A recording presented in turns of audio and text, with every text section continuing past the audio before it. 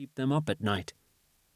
You may find yourself doing church in a hybrid mode, where you're reaching people online, but don't know how to deepen connections with them. Or maybe you know you need to embrace digital ways of doing ministry, but you don't know what this would mean for being a Christian community. For many of us, things that used to work in previous seasons of ministry no longer work, and there are no clear answers about what the future holds. We've been there too. The three of us have worked with churches of many kinds whose leaders, lay and ordained at all levels, are experiencing the kind of loss and disorientation that you might be going through. We've seen firsthand some key things that work and those that don't, why some churches thrive and others do not. We've learned some vital lessons that we will share over the course of this book. We've also recently lived through a time when change was forced upon all of us. Much of it was the kind of change that takes things away and leaves loss in its wake. The pandemic disrupted settled patterns in the church and society, accelerating trends of institutional disaffiliation and disengagement, while also surfacing divisions and injustices. Accelerating change seems to be the norm in a world where technological and social transformations are constantly speeding up. It's easy to feel like the ground under our feet is perpetually shifting. Yet change also opens hopeful possibilities for life together.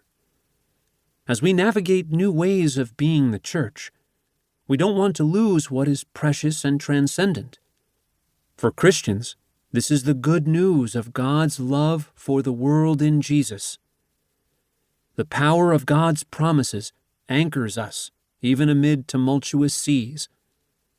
We yearn to stay rooted and connected in God's love, to abide in the true vine, John chapter 15, verses 1 through 11, when so much seems in flux.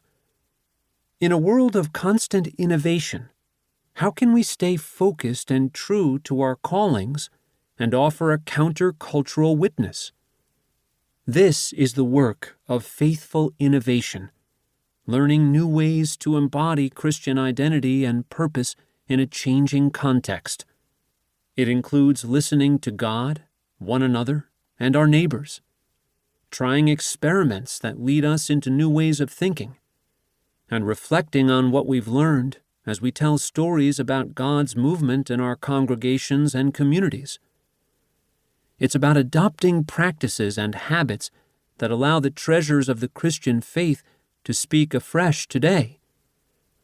Often, it involves the rediscovery of ancient spiritual practices as much as the discovery of new technologies. Faithful innovation is an invitation to deepen connections. It is a way to simplify, refocus, and reorient ourselves and our communities. It is an opportunity to become less busy, less distracted, and more open to God's leading. It is not another program, to-do list, or thing to add on top of already busy schedules. Rather, it is a way of life, a journey of discovery that draws us back into core stories of the faith and deepens our capacity to be led by God. An unexpected journey. Paul and his companions went through the regions of Phrygia and Galatia, having been forbidden by the Holy Spirit to speak the word in Asia. When they had come opposite Mysia, they attempted to go into Bithynia, but the Spirit of Jesus did not allow them. So, passing by Mysia, they went down to Troas. During the night, Paul had a vision. There stood a man of Macedonia, pleading with him and saying, "Come over to Macedonia and help us." When he had seen the vision, we immediately tried to cross over to Macedonia, being convinced that God had called us to proclaim the good news to them.